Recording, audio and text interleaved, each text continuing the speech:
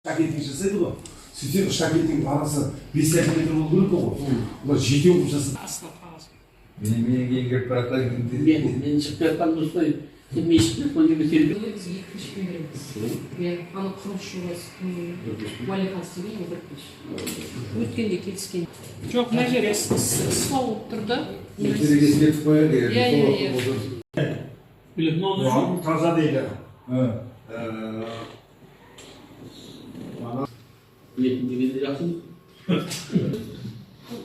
Артына. Мен жанымда Тыңдауының төрағасы Қызылорда қаласының Ақсот ауылы округінің бас маманы Рыбаев Нұрғали Талабы. Бүгінгі ашық жиналыста біз Қызылорда қаласы Ақсот ауылы округінің Махамбетов ауылында Талдар шатқалында 2А құрылысында орналасқан халқы жеке кәсіпкерлік күш зауыты үшін акционерлік ластаушы заттар рұқсат етілген шаруа шығындарының нормативтерінің жобасын талқылаймыз. Қоғамдық тыңдаулар өткізу регламентін бекітейік. Бірінші, қоғамдық тыңдаулар қатысушылар тіркеу. Екінші, келіскен уақытта қоғамдық тыңдаулардың ашылуы. Үшінші, баяндамашылардың сөз сөйлеуі. Төртінші, баяндамашылардың талқылауы. Бесінші, баяндамашылар бойынша қоғамдық тыңдауларға қатысушылардың ескертулері мен ұсыныстары тыңдалады. Баяндамашылар өз кезегінде қоғамдық тыңдауларға қатысушылардың ескертулері мен ұсыныстарына жауап береді. Алтыншы, қоғамдық тыңдаулар қорытындылайды. Регламентті бекіту туралы қатысушылардың шешімі дауыс береді. Барлығы келісілді. Енді кезекте ұсыныстарымыз болса, көпшілік дауыспен хатшыны таңдап жіберсек. Жүсіппа Гүлназды таңдаса қарсы емессіздер ме? Қарсылық жоқ. Қоғамдық тыңдау ашық деп жариялаймын. Баяндамашы. Саламатсыздар ма, құрметті қоғам тыңдау қатысушылар. Менің есімім Жүсіпова Гүлназ. Ордапрей консалтинг жауапкершілігі серіктестігінің атынан жобаны әзірлеу үшін. Бүгінгі жиынымыздың басты мәселесі Қызылорда қаласы Ақсуат ауылы округы Махамбет ауылы Талдар шатқалында 2А құрылысында орналасқан халықтық жауапкершілігі жеке кәсіпкерлік кірпіш зауыты үшін атмосфера ластаушы заттар рұқсат етілген шығарылған нормативтердің жобасы, оған қоса қоршаған ортаны қорғау жобасы, сондай-ақ қалдықтарды бақылау бағдарламасы, өндіріс экологиялық бақылау бағдарламасы, қоршаған ортаны қорғау жоспарының іс-шараларын талқылау болып табылады. Кірпіш зауыт Қызылорда қаласының ішінде Талдар шатқалында 2А құрылысында Махамбет ауылынан 3,856 км қашықтықта орналасқан. Ең жақын су айдыны Сырдария өзені шамамен 4,750 км қашықтықта орналасқан. Мүлік аумағында тарихи мәдени мұра объектілері, оның ішінде сәулет археологиялық объектілер жоқ. Жобаланған нысан ерекше қорғалатын табиғи аумақтарда және мемлекеттік орман қорлар жерінен тыс жерде орналасқан. Нысан аумағында Қазақстан қызылқанның егін өсімдіктер мен жануарлар түрлері жоқ. Жасыл аумақтар жоқтығына байланысты бұзу қарастырылмаған. Өндірістік нысан Махамбет ауылы оңтүстік батысқа қарай орналасқан Талдар шатқалында 2А құрылысында орналасқан. Пайдалану кезінде алдын ала есептеулер бойынша 15 көзі, ластауыш көздер анықталды, 13 тіркеу ұйымдасқан, 11 ұйымдаспаған көздер отырылды. 2025 пен 2034 жылы аралығында шығарындылардың болатын мөлшері 136-тан 0,26 тоннаны құрап отыр. Жобада бірқатар экологиялық шаралар қарастырылған. Шығарындыларын азайту үшін 6008-6115 көздерді 70% сумен басу, 003-004 көздеріне ұстау шаңды 80%-ға дейін ұстайды. Сондай-ақ 002 көздеріне шаңды 30%-ға дейін шаңды ұстайды. Құбырлармен жабдықталған. Бұнымен қатар жобада Қызылорда қаласы Ақсуат ауылы округы Махамбет ауылында Талдар шатқалында 2А құрылысында орналасқан пештің құрылысы, керамикалық кірпіш күйдіру жобасы, құрылыс жобасы қарастырылған. Оның зиян заттардың мөлшері 0,386 тоннаны құрайды. Атмосфералық ауадағы зиян заттардың жер бетінің концентрациясын есептеу нәтижелері бойынша ауа бассейн ластау тек объектінің аумағында болады және осы ауданның экологиялық жағдайын айтарлықтай үлес қосылмайды деп қорытынды жасауға болады. Жоспарланған жұмыстар адам өмірі мен денсаулық айтарлықтай есептелмейді. Су әсеріне келетін болсақ, пайдалану кезінде суды тасымалдау арқылы қамтамасыз етіледі. Тұрмыстық сатып сулар уақытша сертификат қойылады және қажет болған жағдайда бөгде ұйымдармен келісім шарт негізінде өз уақытысында сорылып отырады. Қызылорда қаласы Ақсуат ауылдық округі Махамбет ауылында Талдарғы шатқалында 2 құрылыс орналасқан пештің құрылысы жұмыс жобасы тұрмыстық қажеттіліктер үшін 129-та 6 текше метр суды құрайды. Өндірістік қажеттіліктер үшін 134-те 4 текше метр суды құрап отыр. Өндірістік пен түтін қалдықтарына келетін болсақ, пайдалану кезінде аралас коммуналдық қалдықтар, кірпіш қалдықтар, күл қалдығы, электронды қалдықтар 2025-34 жыл аралығында жалпы көлемі 184-те 75 тоннаны құрап отыр. Ал жұмыс жобасындағы қалдықтардың көлемі 0,151 тоннаны құрап отыр. Қалдықтар жинақталуына қарай олар контейнерлерге жиналады және қауіпті қалдықтарды өңдеуге залалсыздандыруға кәдеге жаратуға лицензиясы бар үшінші тарап келісімшарт негізінде жасап отырады. Жазатайым оқиғалардың ықтималдығы жоспарланған қызмет объектісінің технологиялық нұсқаулықтарға сәйкес пайдалану ластауыш заттардың атмосфера ағынды және авариялық шығарындылар болуы мүмкіндігін болдырмайды. Жобада қоршаған ортаға антропогендік әсерді барынша азайту бойынша бірқатар шаралар қарастырылған. Осы шараларды ескерген жағдайда қоршаған ортаға айтарлықтай әсер етіп есептеуге болады. Сұрақтарыңыз бен ұсыныстарыңыз бар болса, үшін баяндамай қалды. Баяндамашы сұрақ болса. Жақшаның мына мақсатты жеріміз алып қойды. Басқа ма?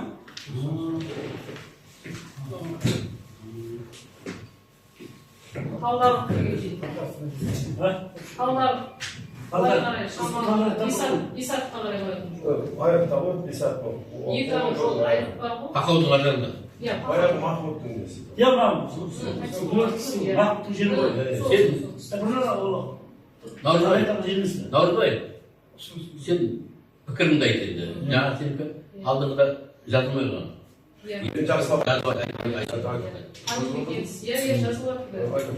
Көріп отырсыздар. Ақшаның бұл енді бұл сенің де бір дайындалып қой жер бар ғой. Сен дайындаған жоқсың бұл жерді. Мен бір істеп отырмын. Бір істеп қой жер. Сатып алдым ғой. Сатып алдым. Енді бұл әрбір өзің жаңғысың өзің еркінде болады ол. Халық режимесе, халық қолдаса, бәрі болады. Сен режимейсің ба? Режимейсің ба? Соны айтсай, ұрзамын деп айтсай. Қосымша кеңейтіп жатыр бұл кісі. Тағы бір пеш қойған. Ақауда езіп жатырмысың. Нақшы режимін, берім. Берім дейді. Дұрыс. Отчетыңызды айтып жіберсеңіз. Наурызбай. Кім? Көшікбай, Наурызбай. Ақшаның нағашы. Онда жатыр ма? Бақытбек жаңа пікірімізді айтты ғой енді. Мына тыңдап баяндамашыны істеп жатқан тілінің бәрі заңға сәйкес жүріп жатыр. Елге халыққа тигізіп жатқан зияны жоқ. Шығатын түтіннің улы заттарының көлемі мөлшері аз, заңға сәйкес келіп тұр. Мен ол жерде болдым, сенің тірлігіңді көрдім, айналасын бәрін бау-бақшаға беріп қойғансың сен. Ол жаңағы зиянды заттарға ол да әсерін беріп тұр ғой, оттегі шығарып тұр. Сондай тірліктер істеп жатқан тірлігің өте жақсы. Сондықтан тірлігіңді әрі жалғаса бер, кәсібіңе береке берсін. Елге істеп жатқан тірлігіңді халық игілігін көріп жатыр. Әлде сенің халыққа тірлік сайтыңызда сенімдіміз. Өйткені сен біздің оқушымызсың, осы ауылдың тұрғынысың, елге жаны ашитын азаматтың бірісің, оның өз ісіңмен де тірлігіңмен де көзсіз жүрсің. Жұмысың алға баса бересің, кәсібіңе береке бересің. Ассалаумағалейкум. Өмірген жақсы айтты ғой. Сұрақ қояды департамент. Саламатсыз ба? Қоя беріңіз сұрағыңызды. Айта беріңіз. Қоршау бұрынғы существующий кирпичный завод қой. Қоршау бар, озеленение бар. Озеленение вообще даже 40%. Воротсыз кірамайсыз басқа? Воротсыз невозможно кіруге. Кәдімгідей жилой үй сияқты плановый үйлер бар ма, сондай үй бар басында. Қызметкерлер орналасқан. Существующий. Жоқ, газ құйылу қарастырылмаған. Заказчик өзі айтып жүрсін. Өткенде газға бардым, сосын мен официальный письмо жаздым да, Қаталды. рұқсат официальный бер дедім, әзір жүрмейді деді, жаңағы өздерінің бір жаңағы 34-ші жылға дейін ба, 35-ші жылға дейін ба, несі бар екен жаңағыдай, несі, оқыта қаралмаған деді ғой, ол енді республиканский бюджеттен болса, облыс бюджетімен қаралмаған деді. А республиканский бюджетті ол жуық арада шешілмейді деді. Өтіп жатса, қосады ғой? Егер өтіп жатса, бізге газ тиімді негізінде. Газбен шамалы экономичный да газбен. Адамның санына да аз. Расходымыз да аз болады газ болса. Оған көше алмай отырмыз. Егер біз қолдан автономды істейік деп көргенбіз, оған бірақ газдың поставкасында қиындау болды ол жағы. Нелермен келісіп, дилерлермен. Олар бойынша аз объем деп әкелгісі келмей тұр. Негізі бізге сол газ тиімді ғой. Келешек болып жатса тіптен жақсы қосыламыз ғой. Газ жүйесі, газға көшкенбіз. Экономичный. Сұрағыңыз бар ма? Айтсаңызшы. жаңағы километр 3-8 километр. Осы отырғы тұрғындар Ауылдық кеңестің төрағасы. 3-8 деген почти 4 километр ғой, ол и то мен прямойдан яғам, а былайынан айналдырып есептесе 6 километрдей болады ғой. Халық өз сол үшін келіп жинап отыр. Газет, радиоға бәрі берілді. Қарсы болса, қарсың үшін айтар еді. Как положено, бәрі өз сұрауымен уақытысымен шыққан нәрсе ғой. Жоқ, ояқта жоқ. Скриншот бар. Замечание, предложение жоқ бар. Бүгін азанда ғана қарап барып шықты осы тұрғаны. Ояқта жоқ. Басқа? Бақытқа айналайын, кәсібіңе береке берсін. Мен елге беріп жатқан көмегіңді аяма. Біз сені қолдаймыз. Әрқашан ойнап келіп шауып жүреді. Кешек тегін бітті. Бақытбек, біз саған сенімдіміз. Өзің осы ауылдың азаматысың, бәрін нені білесің, жердің көлемінде білесің, оның зиясы жағында ойлайсың. Ол біз пәлен әңгіме айта алмаймыз Бақытбек, өйткені сенің көріп жүрміз. Қолыңнан келетініңе біз сенімдіміз. Осы халқың өзіңдікі халыққа арасында жағдайда жасап жатсың, көріп жүрміз. Түрлі шаралар болып жатыр. Біз енді естіп отырамыз. Міне Бақытбек көмек беріп жатыр. Тағы сондай азаматтар көмек беріп жатыр. Осындай көмегіңді халқыңнан аяма, халқың өзіңдікі, мынау жергілікті де өзіміздікі, жаңағы тиімді жағын ойластырып, тиісті жерден мынау тиімді шаруама деп ақыл кеңесін сұрасың ғой, басшысыз болмайды қай уақытта да. Сол менің айтарым. Рахмет, әдемі. Қанша елдің адамы азаматтарын сөйледен нәпақатын тауып жұмыс істеп жатыр. Оның өзі елді көбек емес бар. Сондықтан елде осындай азаматтардың болғанын біз құптаймыз қай уақытта. Болды. Бақытбек, баяндамада жақсы айтылды.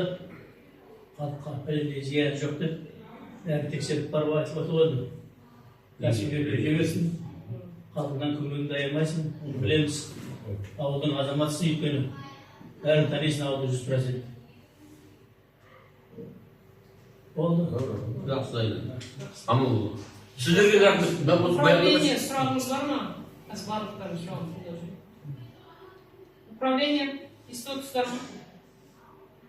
Болды ма, сұрақ жоқ па? Сұрақ жоқ. Болды ғой.